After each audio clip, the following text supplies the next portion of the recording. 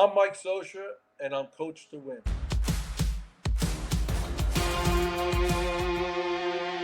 Go get me some knowledge. I appreciate you doing this. For a kid growing up in the San Fernando Valley in the 80s, I was in high school. I remember you as a rookie of the 2 World Series, the 1988 championship, which was just unbelievable.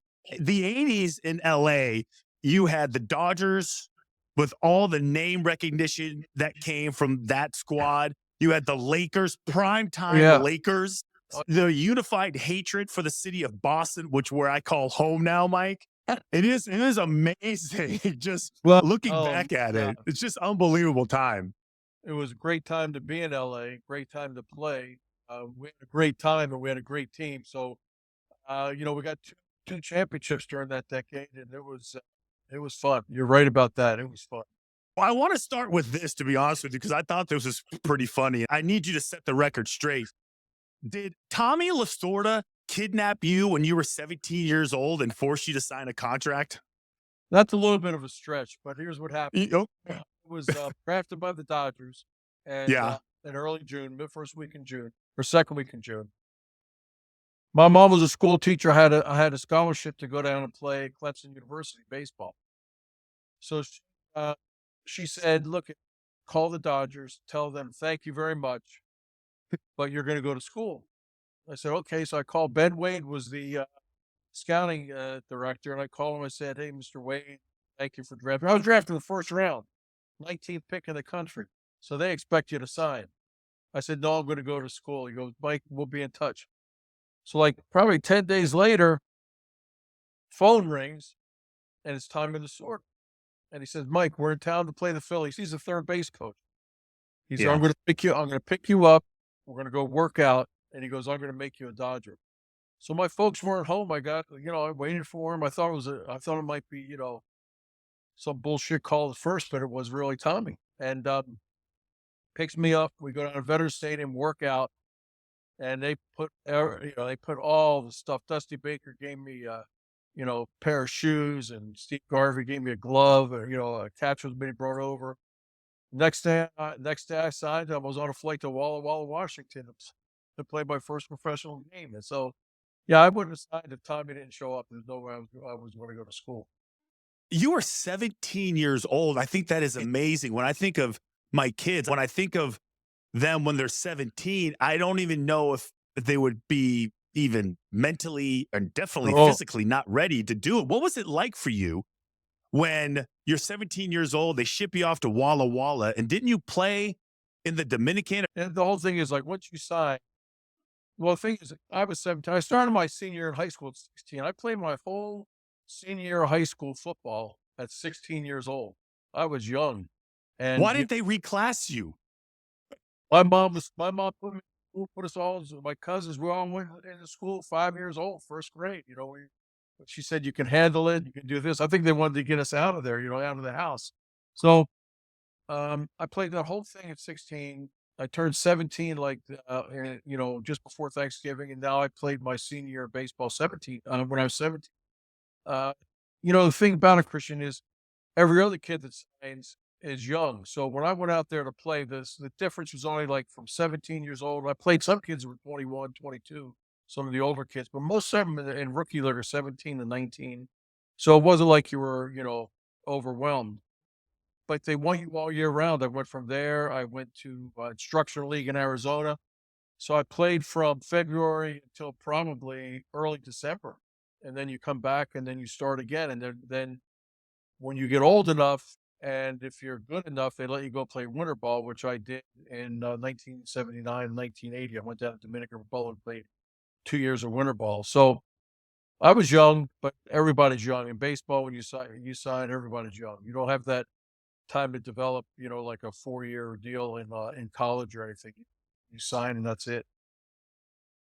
When you Lasorda calls you up, you go down because they're playing the Phillies. You guys kind of live in the same area, right?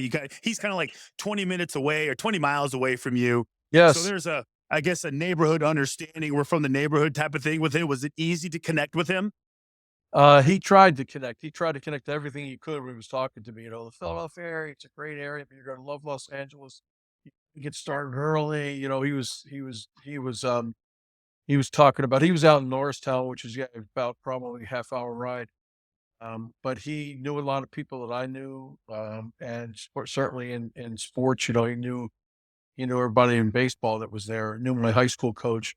So, he- you know, there's no doubt that I would not have taken his path if Tommy Lasorda didn't come in and sign me. And he did because they didn't want to waste the draft. They picked me in the first round, so they didn't want to waste that pick. They wanted to try to get, you know, get everybody signed, and so I signed. Once you left, once you signed, when's the next time you see him? Is he checking up on you? Is he calling you? You know what? Tommy was a special guy. So my mom still did not want me to sign. She was upset. So when I got home that night, said I wanted to sign, she was crying. She was there. You know, you sure you really want to do this? And so Tommy wrote her a letter, and she got it probably about 3 weeks later. Wrote her a letter about, you know, what an outstanding young man I am, and I'm going to get every opportunity to achieve, and we're going to take care of him. Don't worry about him. You know, he's going to be safe. He'll be fine. This and that. Uh, so that's one way he checked up. He sent a message home to my mom. I didn't see him until instructional league, probably in after our season was over, the end of September. They take all the top prospects down to Arizona, and you play a schedule against other teams for probably about 2 months. And so I saw him down there. He came down there and, you know, followed up and talked to me. And I'd see him in spring training. I always went to early camp because they would always bring the catchers in early because they need you to catch the pitchers. And then, so I saw him, you know, I was around him in the minor leagues. I was around him in the instructional league every spring. And then when I went to play Dominican Republic, he'd come down there for a couple of weeks to watch us. So yeah, he stayed in touch. Who do you credit the most for developing you before you finally made it to the majors? Um, Kind of funny. It's funny how you're put in positions that just you look back and you go, man, it was like perfect dominoes. Everything was perfect. My first three catching instructors, I had Roy Campanella, who's also from Philadelphia, so we bonded. Johnny Roseborough, who's probably the toughest human being I've ever met in my life, and Del Crandall, who was really ahead of the game as far as the mental part of catching and what you needed to do. So those three guys really set the foundation for what I needed to do to be a professional catcher. When I was lucky in high school, I played for a guy named Harry Ace Bell, who had played minor leagues with the Giants. He actually played with Willie Mays in 1950 in Trenton. He had an advanced understanding of what was going to happen and what I needed, and he helped to get me pushed along. I think it was 4 or 5 years in the minors. I'm close to it, right? Yes. Yeah. Yeah. How difficult was that journey? How many times did you sit there and say, man, I don't got it? And how did you pick yourself up? Because I'm assuming it wasn't just real smooth. But I No, don't know. That's why I'm curious. it was not smooth. So I go to Walla Walla, Washington, get off the flight, get on the field, play my first game, and I look around and I go, I am the worst person on this field.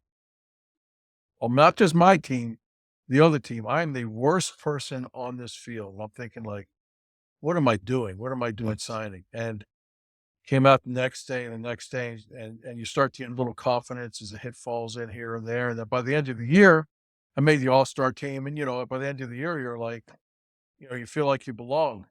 I was also the youngest kid in the league too, but you don't realize that when you're playing. So definitely times, and it's continuous. It's not like, you know, Christian, it's not like you get over that hump and you go, oh, I'm fine, smooth sailing. No, there's challenges every day in baseball. You're playing the game every day. Every year there's a new draft, so they're getting more and more players in your position that want to get on the same, you know, you want to get to the same goal you do. So there's a definitely a priority to perform, and you have to play well. So as you get to Double A, you know you're in that bottleneck. Players are getting filtered out. Pitching gets tougher. Triple A, you're facing a lot of guys that were in the major leagues and came down too. And then obviously the major leagues is the biggest challenge. So it's, you know, you never, it's kind of funny. You never take your foot off that gas. You're just, you're going hard all the time. You have to understand that, it's a game of failure. You have to understand how to take the frustrations and just let them roll off your back and get ready for the next at bat and the next game. And that takes some time. Is that just as tough to teach and develop as actually fielding, hitting, base running? Absolutely. No, absolutely. The mental part of what we do in baseball is really the cornerstone of letting your athletic ability play on the field. So, I mean, you see it. I think you see it everywhere. You just tell guys, look, get out of your head. Will you just go play? In every sport, there's issues that come up with players, but particularly in baseball, because it's so sensitive as far as hitting. Hitting is very difficult, and it's a tough thing to coach, and it's a tough thing for obviously for players to do. So uh, you you have to have that mentality of understanding that you can play, uh, acquire the confidence through through success, and understand that I'm good. I can do this. But it takes experience, it takes seasoning. That's why it's tough for you see some of the young kids that come up early when they're 19 years old and they have a lot of, they have that confidence, but their confidence, it doesn't necessarily translate into what they need to do on the field. And they take a step back and then they come and they understand what the challenge is. So the mental part of baseball is critical too if you want to be a successful player. So I would add this based on position. You tell me, by nature of playing catcher, are you automatically thrust into a role of leadership? Uh, you are, and some guys handle it differently. Some guys more by example. Some guys are more vocal. Absolutely no doubt. You know, they call it a battery for a reason, a pitcher catcher. You guys have to work as a team there. You guys have to be on the same sync, on the same wave in sync, in the same wavelength. That takes a lot of time and a lot of work. It takes a lot of communication. It takes a lot of challenging each other on why do you feel this way and what should I do? And you do it differently with every pitcher. I mean, you talk to Fernando Valenzuela and you catch him, and then you talk to Earl Hershides, and two different pitchers as far as what how they went about how they went about with their game plan. And you had to be in tune with it and understand it so you could help them with whatever adjustments you needed. So that leadership takes a lot of different, I guess, takes a lot of different looks, and you just have to absorb, put your arms around it, and embrace it, and move on. One of the first guys you're catching is Fernando Valenzuela. He doesn't speak English. Wait, do you speak Spanish at that point in time? Are you learning Spanish, knowing that he Yeah, wasn't Fernando Valenzuela at that point in time? He wasn't even supposed to start his first game, but then he pitched a shutout. What, yes. what was that like? Well, we had known Fernando, and you see him in spring training. I've seen him in spring training for a couple of years, and he spoke no English at the time. I played winter ball in the Dominican Republic, so I picked up some basic Spanish that you could apply to baseball, but by no means fluent. Baseball, it just has a universal language that people understand, and he understood when I gave him a pitch and gave him a target that he had to deliver a pitch to that target. That's the chemistry that you build. So Fernando wasn't quite Fernando, no, but you could see the talent was real. And when I first came out in 1980 for half a season, he came up at the end, and you knew, he was only 19 years old, but you could see the confidence, the talent, just the poise he had in the mound. That was good. That had a chance to be really special. And next year, 1981, as he said, he wasn't supposed to start opening day, and he gets the call and pitches a shutout against the Astros, and he was on his way. That was the wildest time of my youth, watching that. Every single my Northridge Little League team, I fought my ass off to make sure I was on the Dodgers. Kind of like kids do up here in Boston. They want to Yeah, be the Red Sox. Like, I was not going to be on a team that was the Astros or the Phillies. Wasn't going to happen. And then, I obviously, everyone tries to pitch like him and it doesn't work. During that year when he's just blowing up, and it is nuts the way how good he is. What's that relationship like with you? You know, dealing with it. How are you coaching him up? How are you helping him handle it? How was the rest of the team helping him handle it? Because it went on to be an unbelievable year for everybody. Yeah, it was this magical year. We had the team was made up of really two groups. One was the veteran team that had lost in 77, 78, got to the World Series, lost to the Yankees, and all these guys were almost, they're almost they were at the end point of their careers. And then all of us younger kids came up, you had Fernando Valenzuela, you had Rick Sutcliffe, Pedro Guerrero, you had these young guys that came up. So these guys, that team, the veterans kind of understood what you need to do to keep your focus on the field. They helped Fernando a lot. Fernando had some advisors that helped him a lot, that kept him focused on baseball. But Fernando was the most relaxed when he was on the mound, in the clubhouse and on the mound around the baseball field. So it wasn't really an issue to keep him focused.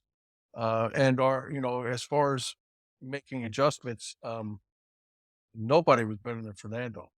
In his own subtle way, he understood when he had to, move a pitch a little bit further off to a certain hitter, or had to get in the zone early with a certain hitter and then expand the zone. Unbelievable feel for pitching. And so our relationship just built on communication and understanding, you know, what, you what we were about on the field. The demands to go out there and perform were real, especially when you had a veteran team. These guys would always say, "Hey, you guys are young, but let's go. We have a goal, and we need to, we need you guys to contribute." And you know, Fernando certainly did. Talk to me about Tommy Lasorda. Talk to me about the overall, I guess, philosophy of that team. And what does Dodger blue mentality mean to you? You know, there's a tradition that comes with the Dodgers uh, of playing the game at a higher level. When I first signed, I told you I went to Walla Walla, Washington, and our minor league coordinator showed up to welcome me, and he came up to Walla Walla, and he said, "Mike, there are two catchers. There's going to be a major league catcher, and then there's going to be a Dodger catcher." I kind of looked at him. And he says, "You'll see what the difference is. With the Dodgers, you caught tremendous pitching because they were very pitching oriented. You understood that uh, more was expected. Not that you were going to go trying to give 110% instead of 100%, but if you're a little sore, you had to go out there with the confidence you could get it done, play. That was expected when you put Dodger uniform on, and you just see the tradition and the years of excellence of so many great players, and you kind of understood the privilege of putting that uniform on was you needed to maybe go that extra mile to maybe in other situations you might have given in a little bit. You don't do that when you have a Dodger uniform on. And we learned that very, very quickly. Now, Tommy Lasorda, the most competitive person I've ever met in my life. No one I've ever been around, and I've been around a lot of competitive people, was as competitive as Tommy.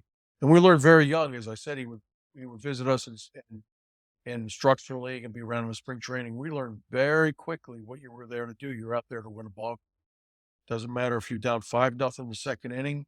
He would tell us, "Look, we're down 5-0. If we lose this game 5-2, so be it. But we're not going to lose at 11-10. So make sure you go out there, call your pitches, and give us a chance to win the game."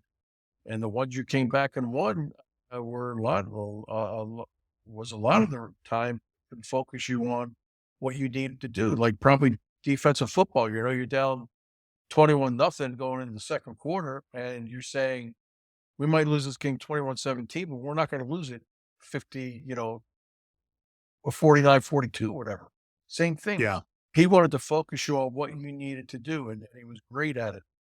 And Tommy was, had a softer side of him. Like when we were on the road, and this is an example how competitive he is. When we're on the road, he would make sure Sunday morning, and there was always a day game Sunday, it would be a getaway day that with the road, he would make sure Sunday morning and there was always a day game Sunday and be a getaway day that we were on the lobby at 7 o'clock in the morning after playing a night game. The Catholic kids that wanted to go to church, and there were about 7 of us.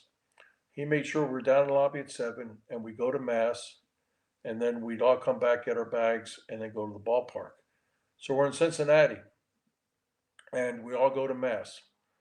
And they had a manager that at the time that was a friend of Tommy's named John McNamara, that was also Catholic. So we go into mass, and we see John McNamara sitting across the pew.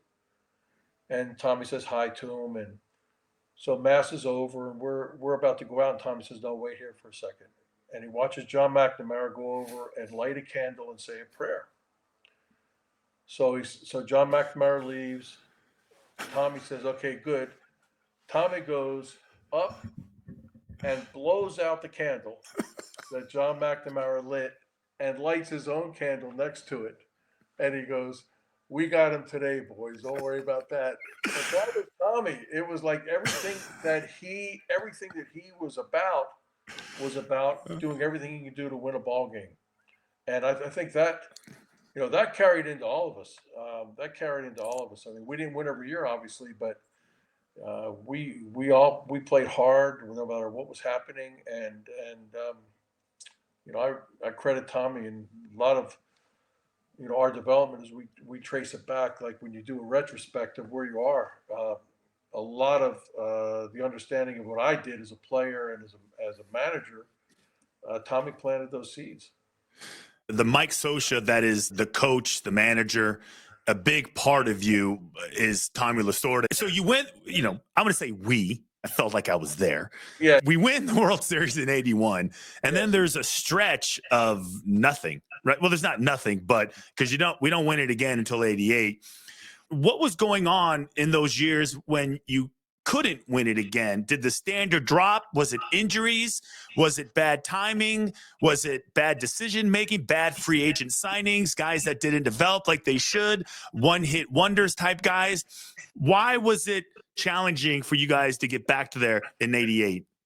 I think you mentioned a lot of everything that was happening. Now, we had marginal success. 82, we lost on the last game of the season. Joe Morgan hit a home run, knock us out of the playoffs. 83, we win the division, but we lose to the Phillies in the playoffs. 84 was kind of a rebuilding year a little bit, and we were about 500. 85, we win the division, and Jack Clark hits a home run to knock us out of getting to the World Series. You go through 86, 87, they were a little bit down years, and 88, we had the magical year. So there's a little bit of everything that goes into it, Christian. It's not one thing. At times our pitching was guys were banged up. And at times our hitters got banged up. Pedro Guerrero in 86 tore his leg up in spring training and didn't play until the middle of August. So there are little things you can point to as to why the depth of our team didn't get us where we wanted to go. But when you play with the Dodgers, there's no excuses, and everyone took it hard, and Tommy took it hard, and he said we have to get better. And you talk about the ups and downs. We have a devastating loss in '85 when Jack Clark hits a home run in Dodger Stadium to end our season and let the Cardinals go to the World Series, and you're crushed. And then you have the exhilaration 3 years later of Kirk Gibson having a walk-off home run in Game 1 of the World Series against the A's, and that's what baseball is. You're gonna have those games that just rip your heart out. You're gonna have those games where you don't think you're gonna lose another game the rest of your life. It's just the nature of it. I want to get to your coaching career, but I cannot talk to you without talking about October 15th, 1988. Anytime you look at greatest sports clutch hits or plays, that play comes up. That series, I was just watching it, and Kirk Gibson, he never even put a ball in play. Like, not once did he put a ball in play, but he finally got the pitch that he wanted. Can you describe and explain what was going on before Gibson went up to hit? Because you were in the dugout, you were sitting next to him. You popped out. You hit first. You let off. You popped out. So you were done. Yep, I was done. We had Dave Stewart pitched a great game for them, so we're down 4-3 going into the ninth against Dennis Eckersley. I lead off and I pop out, and I'm pissed off. So I'm sitting there, and Kirk wasn't supposed to do anything. He was in the clubhouse. He didn't take BP, and he got up and started to hit a ball off the tee like around the eighth inning. And he said, "I think I can do this." So he put his uniform on, and he had Mitch Poole, our clubhouse guy, go down and tell Tommy and say, "Hey, Kirk Gibson thinks he can give you, one at bat." So what was happening? I didn't even know Kirk came out to the dugout and was next to me. And so I'm sitting there, and I'm pissed off, and we're looking at the game, and there's 2 outs, and then Mike Davis comes up and draws a walk. So I see this kind of blur next to me go up to hit. I just see 23. I go, what is he doing? Because you should have seen he could barely walk coming into the stadium. And he goes up there, and you talk about the poem Casey at the bat and how Casey strikes out.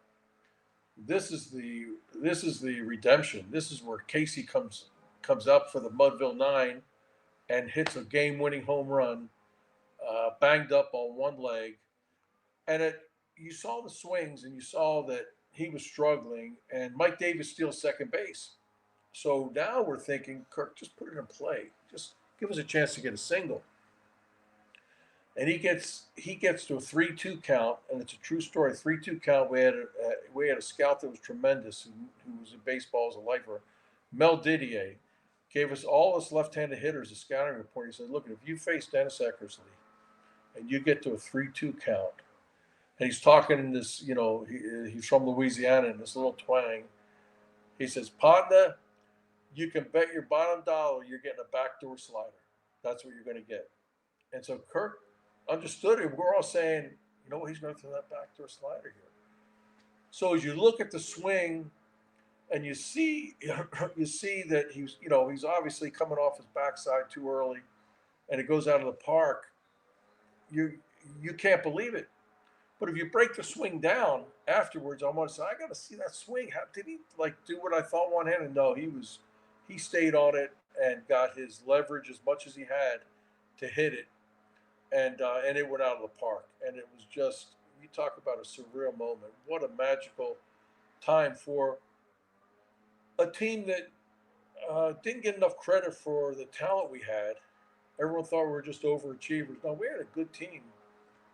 But it showed the heart that we had, and that, hey, we might lose, but we're losing on our terms. We're not gonna just let you get steamrolled. We played the Mets that were terrific and beat them in Game 7.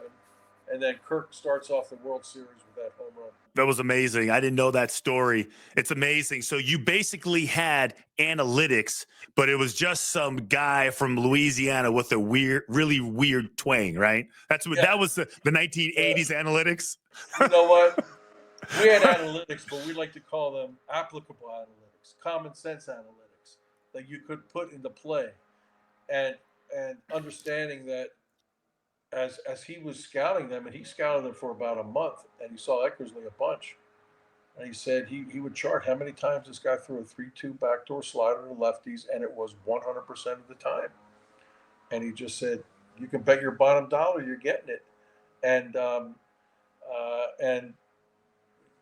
that's so the scouting we had maybe wasn't as much data driven as it is now, but it was real stuff. It wasn't it was not just a poof and a prayer. No. Random question. When you played up in Seattle, did you ever go to a place called Swanee's right next to the Old Kingdom?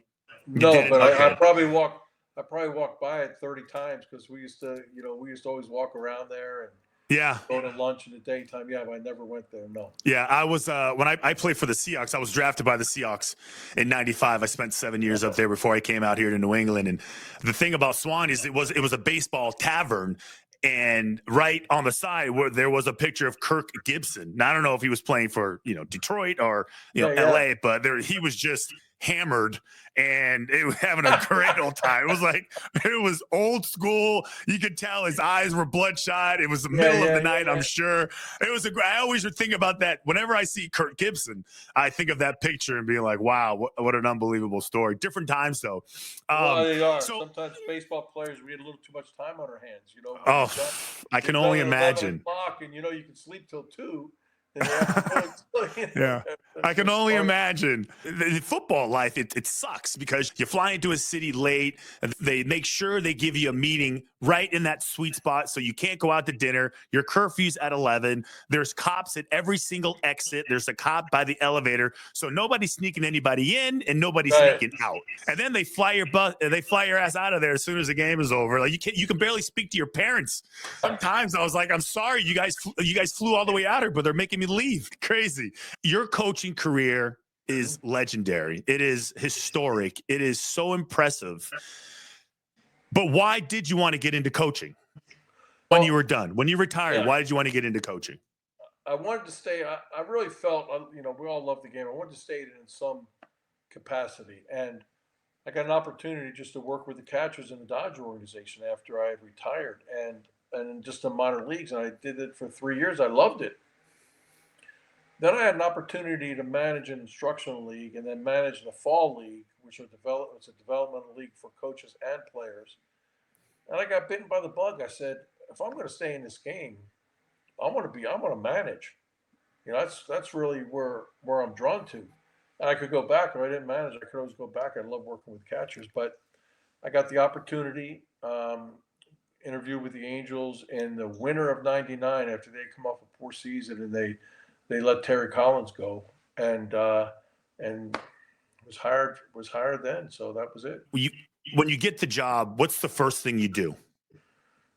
You get a list of the players' names and you call every player. And I did. Individually, call every single one. Call everyone. Touch base with them.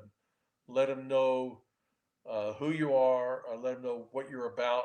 You want to start to set that environment of what we want to do, and winning. So, talk to we had Mo Vaughn at the time, Garrett Anderson, Tim Salmon, I got Darren Erstad, Troy Percival, and as you talk to them and got some feedback, you start to understand some of the things you had to kind of untangle, some of the things you wanted to move forward with, and really what your philosophy was going to be of how we're going to go about our business with all the little philosophies that add up to one big philosophy, the pitcher-catcher relationship, how we're going to run the bases, all these things that come into play.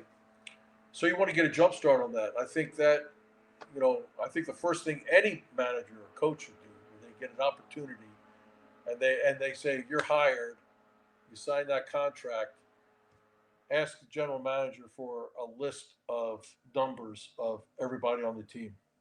That's the first thing you should do, and contact those guys. So hold on, Mike. I'm very confused because all I'm hearing today with today's athlete is they want to be heard and they want a relationship and they want to be told what's expected of them. They want to know what the philosophy is. You're telling me way back when you first became the Angels, that's what you were doing? So winter '99, yeah. Yeah. I feel like there's this weird narrative going around that coaches today aren't interested in getting to know their players. That would be the first thing I would do. So when you get on the phone with Mo Vaughn and you say, all right, Mo, here's who I am. Here's what you can expect from me. And then do you tell him, here's what I expect from you? Yes. I think our philosophy was always have very few guidelines. I wouldn't call them very few guidelines, but they were in stone. And we always talked about. I told Mo, I said, look, here's what we're going to do. You are going to, first of all, you're going to practice the game hard. If we're not practicing the game hard, we're wasting our time. You're going to practice the game hard. Second, you're going to get mentally, physically ready to play a game. And I told these guys, it comes in all forms. I don't expect you to be down the cage beating your head out. That's not for everybody. Some guys it is. Some guys it's really just getting into, they put headphones on, get into their own game, but they're ready to play. So that game preparation is unique to every player. I said, third, you're going to play the game hard from the first out to the last out. We're going to run the hard 90. We're going to, and I explained to him why do you run the hard 90? And the way it was explained to me, which really makes sense, is, baseball's a game of streaks sometime. And you might go 0 for 20. So if I go 0 for 20, which would be over the span of probably 5 days, and I've done nothing but pop out or ground out to second, I've jogged down to first base, and that's the extent of the way I've applied myself on the field. My 21st at bat, I hit one in the gap. I'm going to try to get a triple, and I pop a hamstring, and that's what happens in baseball. So you always want to let the pace of the game keep you in play, and that was why I would say we're going to play the game hard under all circumstances. So as you listen to players, like you said, and you would listen to how they felt, and then you want to hear and you want to give them what your expectations are. Every player wants to win. I've never been around a player that didn't want to win and didn't want to come into a team environment, and we did, we did a couple years later after we got there. So you actually had a reason why. Yes. Hey, it's not just because I'm being a jerk. It's not just because like I'm the boss. You got to listen to me. You gave them a reason why, which I feel like every single athlete wants. And I feel like some coaches have a tendency to lack that ability for one reason or another. Maybe because they don't have the words. Maybe they're uncomfortable saying uncomfortable things, or maybe they're nervous about the way the player is going to react to it, so they don't say it. What advice would you give a coach who is dealing with those types of issues? My pet peeve is eyewash, where you're going through a drill that has no connection to what a player has to do just because you're going to try to fill some time, and they're not applying themselves because they know the drill's eyewash. You think it looks good, and the general manager might like it. Forget that. No eyewash. Every time you're on the field, that time is precious. That practice time. You want full involvement of your players to get their confidence where it needs to be, to get their proficiency where it needs to be. And I've had some gold glove shortstops come, and we'd be turning double plays, and they're saying like, well, I feel that I'm ready. I said, you might be ready, but the second baseman's not ready. You guys are a team. When you turn the double play, you're a team. And you have to work on that feed to him just as much as he has to work on the feed to you. So you might feel good about it, but he needs to work. So these drills have to have a purpose. And like you said, you explain, if guys challenge you on it, you're always challenged. You explain what it's about, and you tell them why it's important. And we never had eyewash. We had good, crisp baseball drills that had a purpose. And I think that's important to any coach. Find out drills that have a purpose, and apply them, and let the players know why you're doing it and why it's important. They go 100%. You think they respect you more if you have that attitude with them? Yeah, I mean, I think even if guys maybe got a little bit chapped, like, oh God, like I said, I'm a gold glove shortstop. I don't need that. When you explain it and you make sure they are doing it, if they get upset, so be it. This is about us getting better as a team, and this is an important component of us getting better as a team. So, it's times have changed from I started, obviously playing the game in 1976 in the minor leagues, a long time ago, and the major leagues through the 80s, which I mean, it's 40 years ago. I can't even believe it's gone by in an instant. The game has changed so much. When we first started out, no one had cell phones. When you wanted to talk to the manager, you had to go into the clubhouse, go in there and ask him when a time was good to talk to the manager. Go into Tommy's office if I had something I had to talk to him about. He might be on the phone. I said, Tommy, I'd like to talk to you. He said, he go, give me 10 minutes. And you go in there and have your meeting of whatever you want to talk about. So times eventually changed where you had, cell phones come into play. You start to have conversations anywhere. And we had a meeting in spring training from an expert on communication. This is going back probably 20 years ago now when I was managing the Angels. And she says it's a different world now. And you'll find out when you to all of our coaching staff. When you call a player now, very rarely are they going to pick up. But if you text them, and we're like text, like we were just getting to like I'm saying like yeah we text, but I didn't never texted much. If you text them, they will text you right back. And I'll be darned, it's true. And we learned very quickly. The text I would send a text guy like maybe to Mike Trout or whoever it was. I'd say, hey, Trouty, I want to see you in here tomorrow at 3:00. If you had to talk about something or, whoever it was. So as I said, times are changing. Communication is important, but it's taking maybe different avenues now than it did back when I first started playing.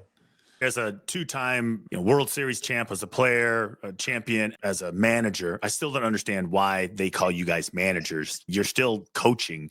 You baseball players just want to be different. No, you're right. You're still coaching, and the coaches are managing. What do you think? If you can only pick one quality that a coach should have, what do you think that quality should be?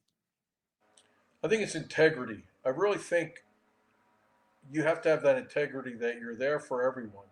Like I tell Little League coaches, I said, you got 12 kids on your team. You're not there for the best kid on your team. He's going to be fine. He's going to go. The worst kid on your team at 9 years old that you're coaching is the guy you're there for, that 12th guy. Because you need to get him to get out of baseball what is going to be important for his life. You need to nurture that self-confidence. You need to nurture that self-esteem. And that's what you're there for. I really think as a coach, you need that integrity to apply that and the integrity to set an environment that welcomes everybody with whatever guidelines you need to make your team go where it needs to go. And I think that's probably the biggest thing I look at.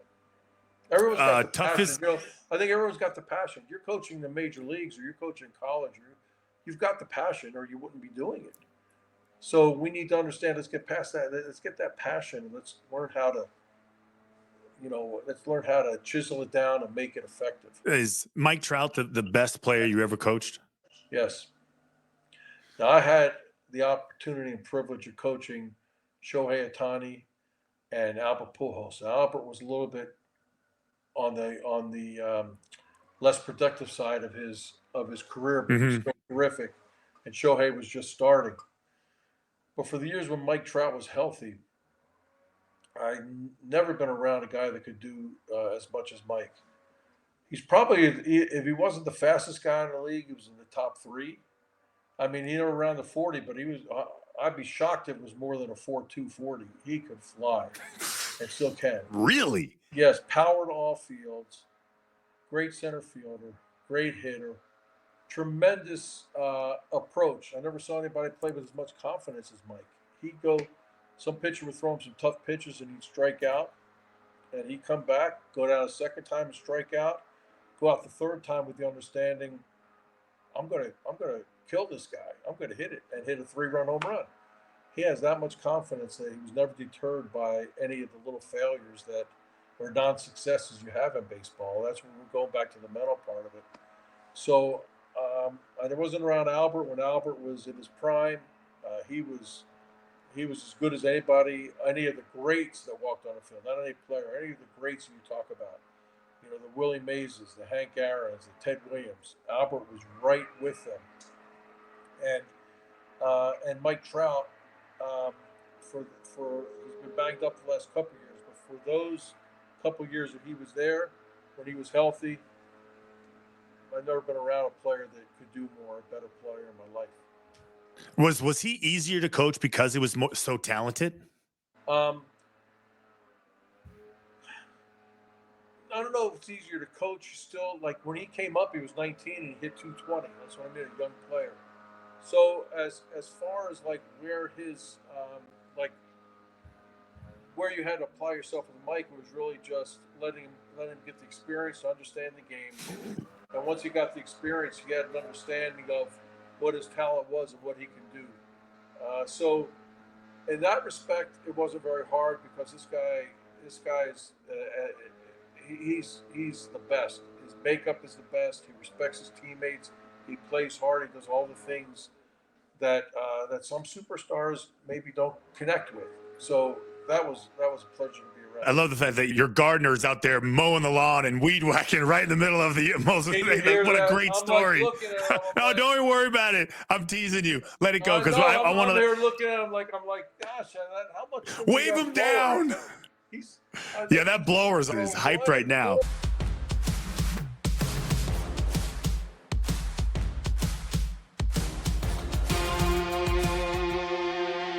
Go get me some knowledge.